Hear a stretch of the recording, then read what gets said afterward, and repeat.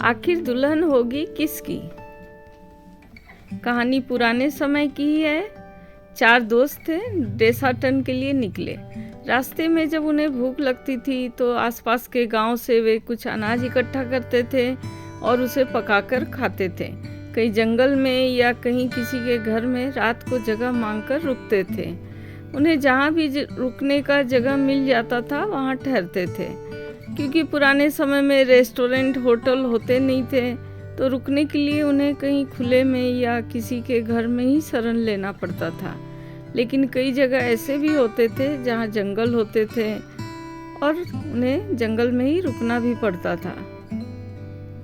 एक बार जब वह जा रहे थे, रास्ते में एक घना जंगल मिला। उस जंगल में बहुत सारे जानवर भी थे और रात हो चुका था। बहुत ही थके हारे थे तो उन्हें रुकना जरूरी था, विश्राम करना जरूरी था। उन्होंने सोचा कि क्यों ना हम इसी जंगल में रुके।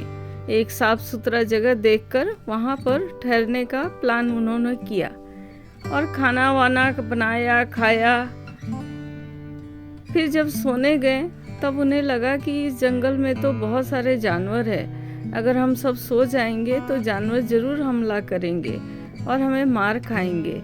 इसलिए इससे बचने के लिए उन्होंने सोचा कि एक उसमें से कोई भी दोस्त जगा रहेगा और 3 सोएंगे और फिर उन तीनों में से कुछ समय बाद एक जगेगा और पहले जो जगा था वह सो जाएगा।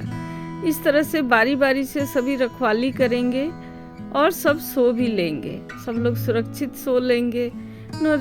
उन्होंने रात भर का 2-2 घंटे का सबका जागने और फिर सोने का समय बनाया। 2 घंटे एक कोई जगेगा और 3 सोएंगे। इस तरह से सबका थोड़ा थोड़ा नींद हो जाएगा और सबको आराम भी मिल जाएगा। तो इसी तरह से उन्होंने प्लान किया। बहुत सारे लकड़ी भी उन्होंने इकट्ठा कर लिया। इन लकड़ियों से वे रात भर आग जलाने वाले थे ताकि जानवर करीब ना आए। जानवरों से बचने के लिए एक जगह उन्होंने आग भी जला ली, क्योंकि जानवर आग से डरते हैं, आग से वे दूर रहते हैं। और एक दोस्त तो जगह भी रहेगा, तो अगर जानवर आ भी गए तो उन्हें पता लग जाएगा। इस तरह से उन्होंने अपने सेफ्टी का पूरा इंतजाम कर लिया। अब 3 दोस्त सो गए, एक जागता रहा।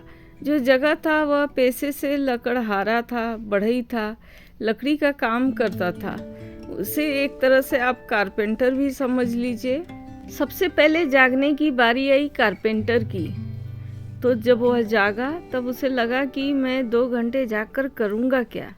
उसे नींद भी आ जाएगी, तो इसलिए सोचा कि कुछ काम में ही क्यों ना लगा रहूं। तो उसके आसपास जंगल ही था, बहुत सारे लकड़ी थे, दिखाई दे रहे थे। तो उसने सोचा क्यों ना मैं इस लकड़ी का कुछ करूं।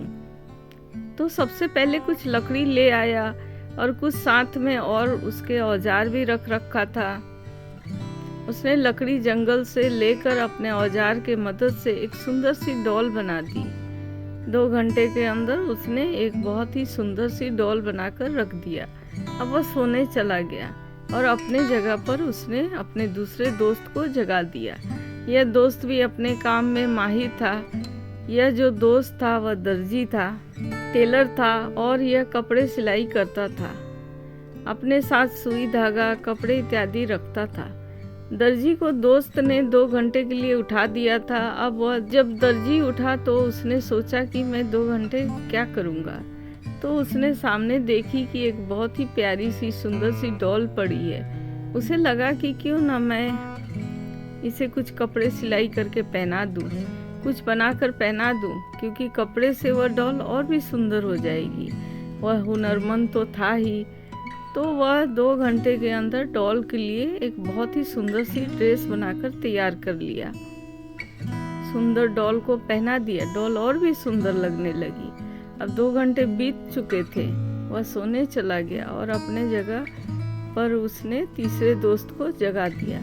यह दोस्त सुनार था, गोल्ड स्मिथ था। वह आभूषण बनाने का काम करता था, गहने बनाने में माहिर था।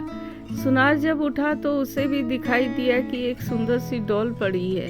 उसके कपड़े भी बहुत सुंदर हैं। तो उसे लगा कि क्यों ना मैं इसे कुछ ज्वेलरी बनाकर पहना दूँ, जैसे कान के झुमके, गले के हार, नाक के नथुनिया, पैर के पायल, बिंदी लगा दूं उसके माथे पर, बालों में क्लिप लगाकर उसे संवार दूं, डॉल और भी सुंदर दिखने लगेगी।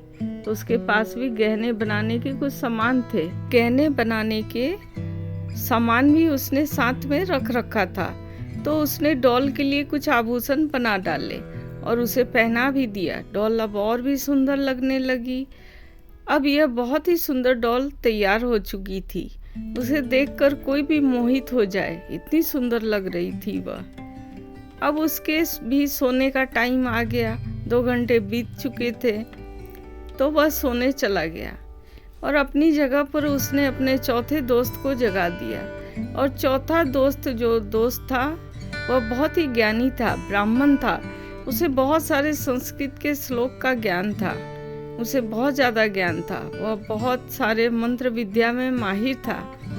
इस दोस्त के पास इतना ज़्यादा विद्या था कि वह किसी मुर्दे में भी प्राण वापस ला सकता था। जीवन मरण के सारे रहस्यों को वह जानता था। सारे दोस्त पारंगत थे अपने अपने क्षेत्र में। ब्राह्मण दोस्त जब उठा तो देखता ही रह गया। इतनी प्यारी सुंदर सी डॉल पड़ी थी। उसके पास भी बहुत सारे समय थे और वह बहुत ही विद्या में माहिर था। उसने कुछ मंत्र पढ़े, हवन इत्यादि किए। उसने समय का सदुपयोग किया और उस गुड़िया में जान डाल दिया। ब्राह्मण में बहुत सारे शक्ति थे। गुड़िया बिल्कुल जीती जागती लड़की बनकर तैयार हो गई और वह इतनी सुंदर लग रही थी कि वह देखता ही रह गया। और उसके मन में यही आया कि काश मेरी शादी इससे हो जाती। यही सोच रहा था, तब तक सुबह हो गया और सारे दोस्त भी उठ गए थे। सारे दोस्त उठ चुके थे। उन्होंने भी उस लड़की को देखा तो देखते ही रह गए। जब उन्होंने इस डॉल को तैयार किया था, लकड़ी से कारपेंटर ने डॉल को शेप दिया था और इसके कपड़े तैयार किए थे टेलर ने, गहने तैयार किए थे गोल्ड स्मिथ ने, तो वह गुड़िया थी, सिर्फ डॉल थी। लेकिन जब उन्होंने इसको लड़की के रूप में देखा तो देखते ही रह गए, दंग रह गए सभी दोस्त। वह इतनी सुंदर थी कि चारों देखते ही रह गए। चारों ने सोचा कि इसे तो मैंने ही बनाया है, तो इसने जान डालकर लड़की बना दिया है। इस बात पर चारों लड़ने लगे कि मैंने बनाया है तो यह मेरी हुई, मैं शादी करूंगा क्योंकि मैं इसे बनाया। इसी तरह से चारों दोस्तों ने लड़ाई कर ली। चारों में लड़ाई हो गई। सब यही सोच रहे थे कि मैं बनाया था और लड़ाई करने लगे। कारपेंटर बोला कि मैं शेप दिया इसलिए यह मेरी हुई।